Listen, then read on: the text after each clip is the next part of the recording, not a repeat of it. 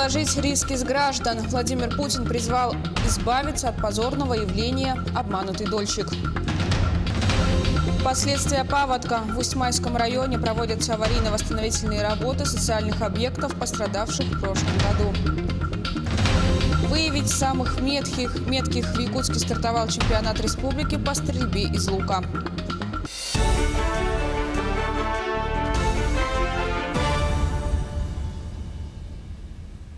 В эфире новости, в студии Кристина Якупова. Здравствуйте. Президент России Владимир Путин потребовал искоренить такое явление, как обманутые дольщики. По его словам, отвечать за проблемы при строительстве должны не граждане, а финансовые организации, застройщики и государство. При этом, как отметил президент, важно не нанести вреда строительной отрасли. Минстрой, в свою очередь, заявил, что в конце июня планируется утвердить законопроект, который позволит создавать некоммерческие фонды для завершения строительства проблемных домов. Нам нужно сделать все, что от нас зависит, для того, чтобы в ближайшее время, в ближайшие несколько лет, пару лет, чтобы мы избавились от такого позорного словосочетания и явления, как обманутый дольщик. Нужно переложить риски с плеч граждан на плечи финансовых организаций, на застройщиков и на государство. Но сделать это нужно необременительным для отрасли способом. С тем, чтобы, как мы с вами многократно говорили, не нанести ущерба объемам жилищного и другого строительства. Телеканал «Якутия-24» начал собственное расследование по факту избиения детей в опекунской семье. Там двое малолетних мальчиков подверглись жестокому обращению. Родная тетя этих детей обходит все инстанции, чтобы забрать племянников к родной бабушке. Репортаж Сусанны Рожиной. Сейчас решается дальнейшая судьба 4 сирот, 3 мальчиков и их сестренки, которые после смерти родителей находятся под опекой у дальней родственницы. При этом мальчики проживают в Якутске с тетей и ее семьей, а их сестренка у престарелой родственницы в деревне. Социальные сети всколыхнуло видео плачущего мальчика, который жалуется на избиение со стороны мужа опекунши.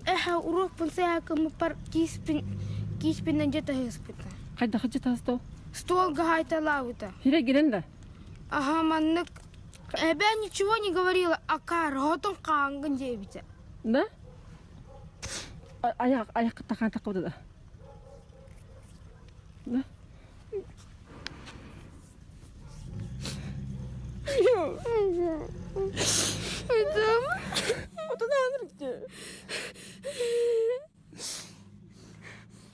Родная тетя детей написала заявление во все инстанции и добивается лишения опекунских прав на детей. Она требует, чтобы племянников отдали родной бабушке, которая ранее также претендовала на опекунство. Дети сейчас находятся в реабилитационном центре по Маганскому тракту.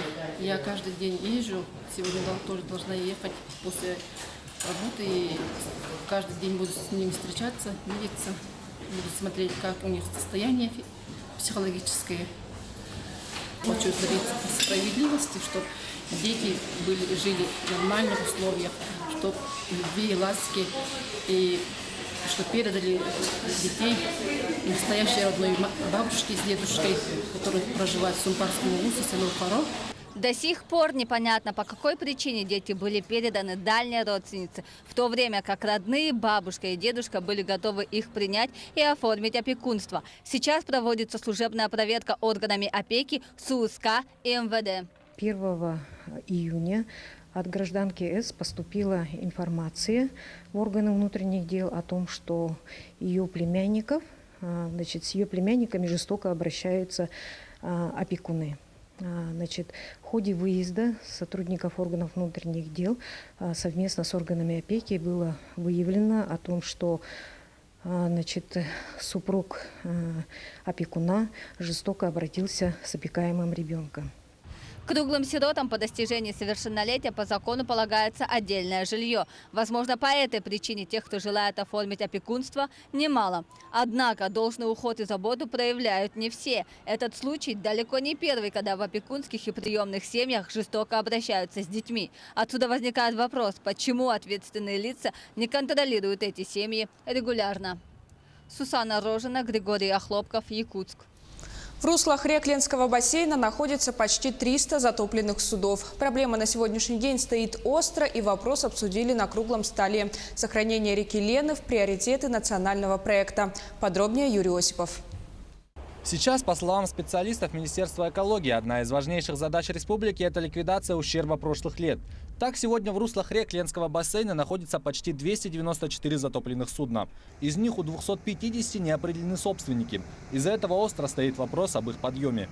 Запросим Генеральную прокуратуру, чем прокуратура может помочь в части определения статуса, кто должен подать в суд на определение вот такого вот бесхозяйного статуса этих затонувших судов, потому что мы прекрасно понимаем, что сейчас, конечно, никто просто так не решится забирать этот металлолом, но это было бы и неправильно, потому что может где-то присутствовать собственник, а лишить собственности можно только через суд в соответствии с Конституцией. Данная проблема на сегодня в республике является одним из приоритетных направлений в области охраны окружающей среды.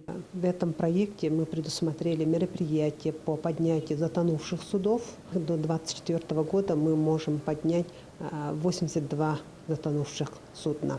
Также экологическую опасность несет слив неочищенных сточных вод. Сегодня в республике их доля составляет 39%, при общероссийском уровне в 34%. По сообщению Министерства экологии, в 28 населенных пунктах, расположенных на берегу реки Лена, отсутствуют канализационно-очистные сооружения. Определены конкретные индикаторы, которые будут позволять улучшить состояние и качество сбрасываемых сточных вод.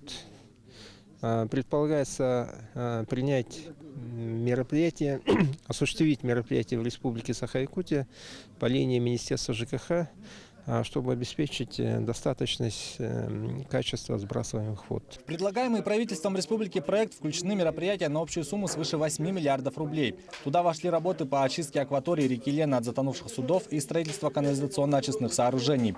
Помимо этого, работы по укреплению разрушаемых берегов и населенных пунктов, расположенных на берегу реки Лена. Юрий Осипов, Джилстан Иннокентьев, Григорий Охлопков, Хангаласский улус, Якутск.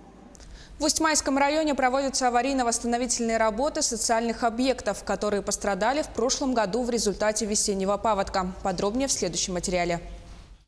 Благодаря мерам, принятым после прошлогоднего паводка, а именно берегоукрепительным работам по восстановлению разрушенной дамбы в национальном наследии Кюпцы, большая вода в поселении не зашла. Наученные прошлогодним опытом, все жители были подготовлены к эвакуации на самый высокий участок наслега Сосновый Бор.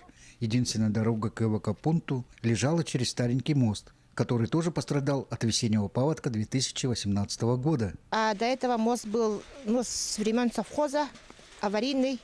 И тоже вот благодаря бюджетным средствам республики мы его восстановили. И сейчас у нас она является как бы социально значимым объектом, потому что эвакопункт у нас все находится в Сосновом Бору. Мост еще в сентябре прошлого года отремонтировали, и поэтому население было спокойно и знало, что в случае опасности потопления они могут эвакуироваться в безопасное место. Прошлогодним паводком несколько социальных объектов было подтоплено и выведено из строя. Это Борцовский зал и литературный музей. На сегодня Борцовский зал восстановлен. Борцовский зал в этом году очень хорошо функционировал. Вообще там тепло, уютно. Дети очень довольны. Уроки физкультуры и тренировки по вольной борьбе проходят там. На литературный музей имени Дмитрия Нестеровича Апросимова после паводка 2018 года из резервного фонда предусмотрели средства на аварийно-восстановительные работы двух корпусов музея. На сегодняшний день капитальный ремонт литературного музея в наследии Кюпцы проводится 2 бригадами. Проведены работы, значит, это подведены оклады в 2 зданиях, отсыпка внутренняя. На прошлой неделе было несколько машин завезено, и, соответственно, 2 эти бригады эти работы ведут. Следующим этапом аварийно-восстановительных работ наследия Кюпцы будут берегоукрепительные работы основной дамбы села, которая будет сдерживать натиск паводка уже следующего 2020 года. Юрий Таюрский, национальный наследник Кюпцы.